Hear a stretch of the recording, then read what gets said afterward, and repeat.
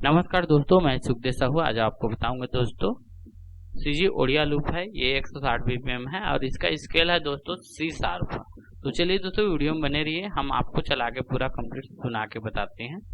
ये देख रहे हैं 160 BPM है। हम यहाँ से क्या करेंगे, अपना 160 BPM लगा लेते हैं इस तरह से और यहाँ पे हम 2/4 कर लेते हैं दोस्तों इस तरह से।